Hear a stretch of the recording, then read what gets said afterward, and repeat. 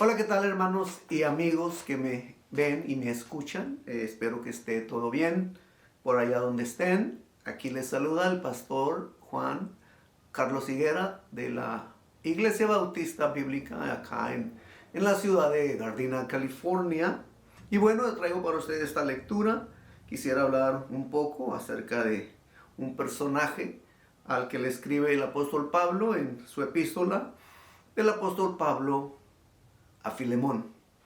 Y le dice aquí, comenzando desde el verso número 1, le dice: Pablo, prisionero de Jesucristo, y el hermano Timoteo, al amado Filemón, colaborador nuestro, y a la amada hermana Apia, y a Arquipo, nuestro compañero de milicia, y a la iglesia que está en tu casa, gracia y paz a vosotros de nuestro Padre Dios y del Señor Jesucristo.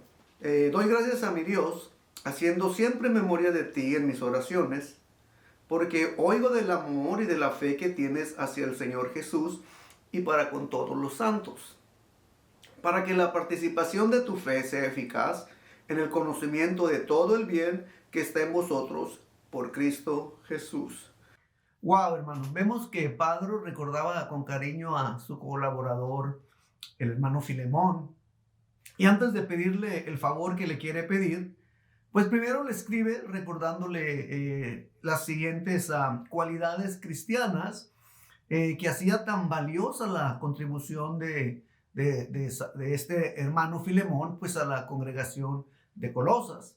Vemos que Pablo aquí habla de él y lo trata como un buen líder espiritual que tenía una familia ejemplar, un hombre considerado que propagaba gozo, consolación, consolaba a los santos, o sea que poseía una indiscutible fe en el Señor.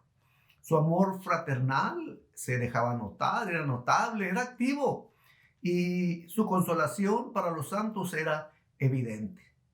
Bueno, pues hermano, Filemón no nació con estas virtudes. Estas cualidades se desarrollan cuando vamos creciendo en el conocimiento de Dios y también en su santa palabra. Estas cualidades, atributos, crecen cuando, de acuerdo, más bien dicho, crecen de acuerdo a la disposición que tenemos nosotros de obedecer al Señor. Si no estamos dispuestos a obedecer al Señor, pues lamentablemente estas cualidades de ayuda hacia el cuerpo de Cristo, pues no se desarrollan, ¿verdad? Pero estas cualidades que tenía el hermano Filemón, pues también nos deben de distinguir a nosotros. Pero nosotros tenemos que tomar la decisión, como la tomó Filemón, de amar a las almas, que apoyemos la obra, que estemos dispuestos también pues a obedecer al Señor, que tengamos esa disposición de obedecer. Y vamos a ver cómo Dios también en nosotros hace que esas cualidades que tenía Filemón pues también se desarrollen en nosotros, ¿verdad? Estos no son mandamientos nuevos. Lo que Filemón hacía es lo normal que haríamos si estuviéramos viviendo una vida cristiana sujeta en obediencia a Dios. Pero la diferencia entre Filemón y muchos de nosotros, que somos diferentes, y consiste en que él dio estos pasos de obediencia.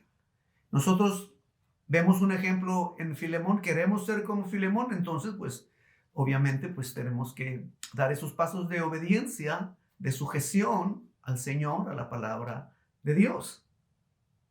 También sigue diciendo el versículo 8, por lo cual, aunque tengo mucha libertad en Cristo para mandarte lo que conviene, más bien te ruego por amor, siendo como soy Pablo, ya anciano, y ahora además prisionero de Jesucristo, te ruego por mi hijo Onésimo, a quien engendré en mis prisiones. Vamos a un alto ahí. Pablo no se está refiriendo a que engendró un hijo en sus prisiones, que tuvo un hijo físicamente. Lo que él está hablando es que se ganó a alguien para Cristo. Se ganó a Onésimo para Cristo. Onésimo, por alguna razón, cayó en prisión. No sabemos por qué. Algo hizo. Estaba en Roma cuando huyó de su amo Filemón y estaba en prisión. En prisión conoció a Pablo. Pablo lo evangelizó. Le habló de Cristo. Onésimo le dio su vida a Cristo Jesús bajo el ministerio de Pablo. Por eso Pablo lo consideraba un hijo espiritual de él. A eso se refiere cuando dice: lo engendré en mis prisiones. O sea que Onésimo nació de nuevo bajo el ministerio de Pablo en la prisión. Pablo lo consideraba un hijo espiritual. Dice el versículo 11: el cual en otro tiempo te fue inútil, pero ahora a ti y a mí nos es útil, el cual vuelvo a enviarte, pues recíbele como a mí mismo. Parece que salió de prisión, purgó su condena, los días que le dieron, por la razón que fuese, pero ya vemos que entonces él ya salió de la cárcel, de prisión, y Pablo le está diciendo que regrese allá con Filemón.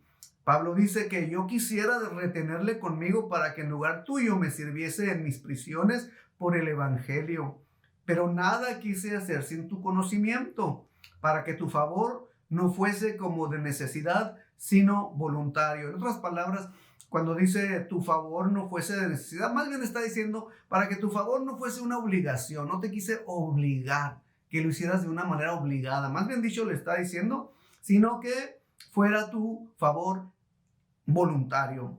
Porque quizá para esto se apartó de ti por algún tiempo, para que le recibieses para siempre, no ya como esclavo, sino como más que esclavo, como hermano amado, mayormente para mí, pero cuanto más para ti, tanto en la carne como en el Señor, hermano. Entonces aquí ya nos estamos dando cuenta que Filemón era un esclavo que había huido y había llegado hasta Roma, donde Pablo estaba, y podemos ver entonces que sale de la cárcel y Pablo lo regresa con Filemón para que lo tome, ya no, o más bien dicho, para que lo reciba, no como un esclavo más, sino como a un hermano en Cristo Jesús.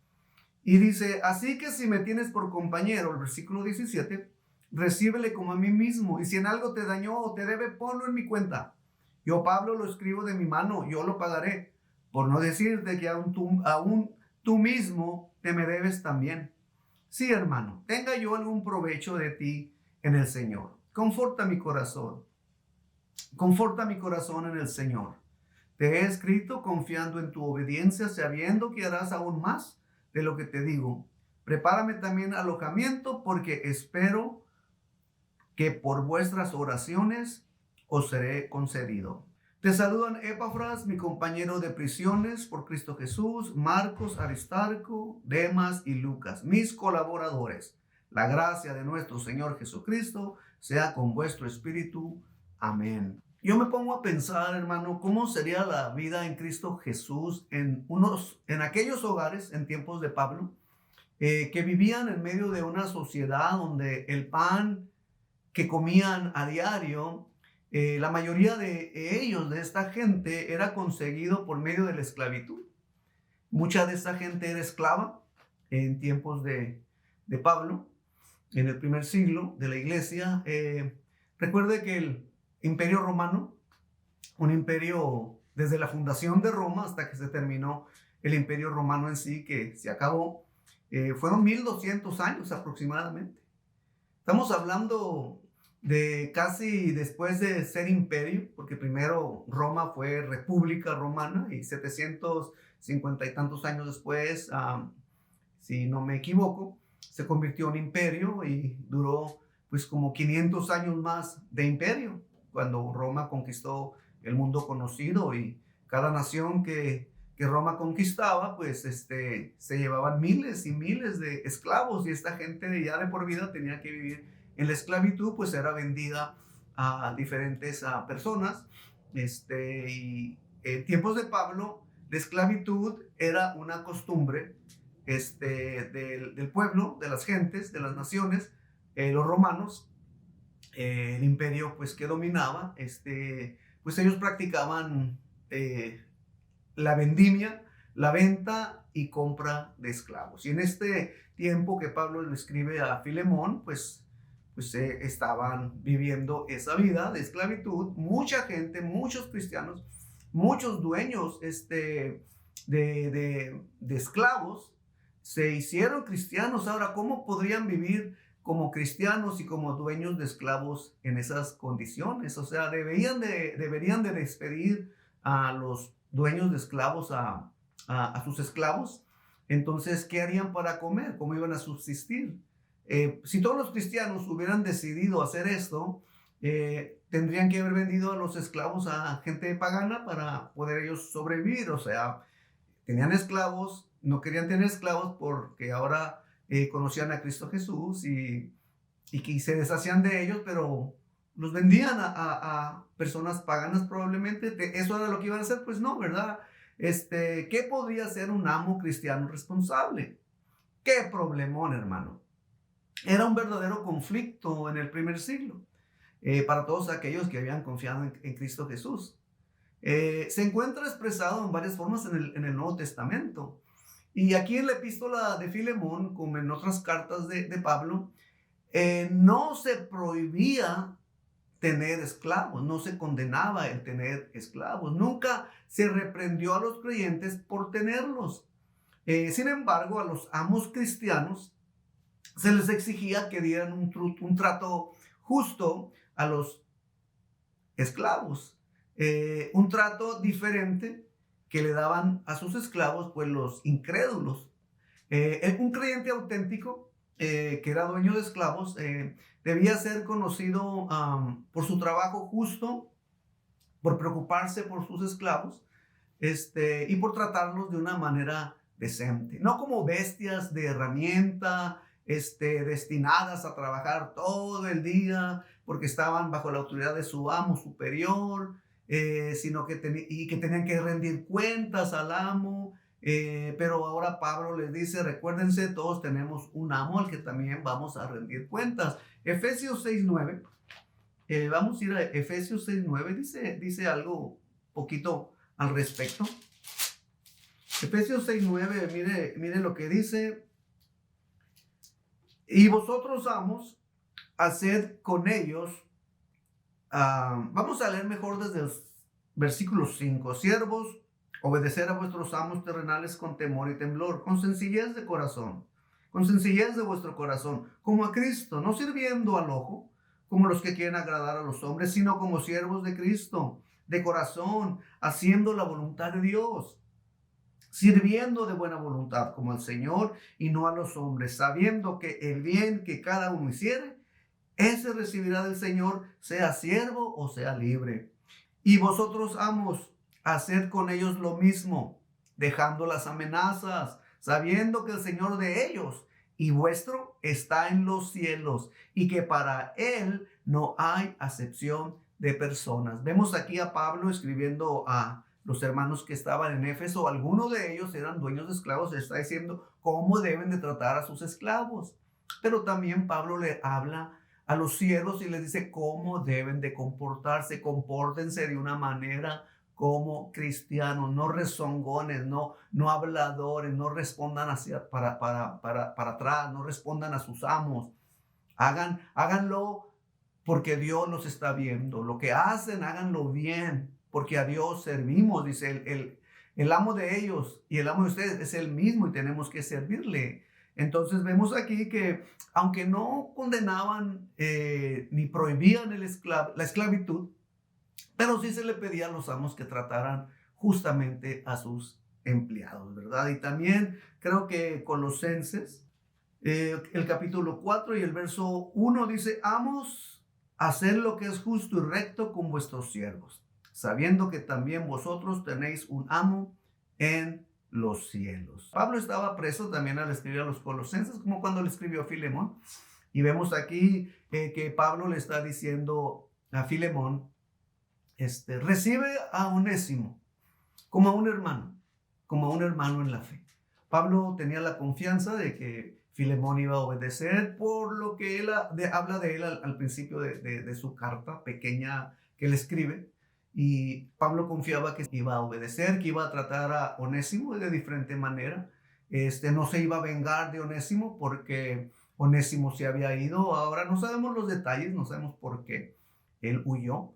Pero una cosa sí sé, es que huyó porque no estaba contento. Tal vez ahora que regresara, ya cambiado por el poder de Jesucristo, ya Onésimo se iba a poner a las órdenes de Filemón, iba a ser un siervo sumiso y obediente. Es lo que Dios quiere de nosotros. Nosotros somos siervos del Señor. El Señor quiere siervos sumisos, obedientes, que seamos Filemones, que tengamos amor para los hermanos, que tengamos amor por la obra, que tengamos amor por las almas que se están perdiendo. Yo creo que lo podemos hacer, hermano. Yo creo que lo podemos lograr. Y lo vamos a hacer si nos sometemos a la palabra de Dios, si obedecemos al Señor, si estamos dispuestos de corazón a obedecer al Señor. Yo creo que podemos hacerlo. ¿Usted puede? Yo creo que sí puede. Dios me lo bendiga. Adiós.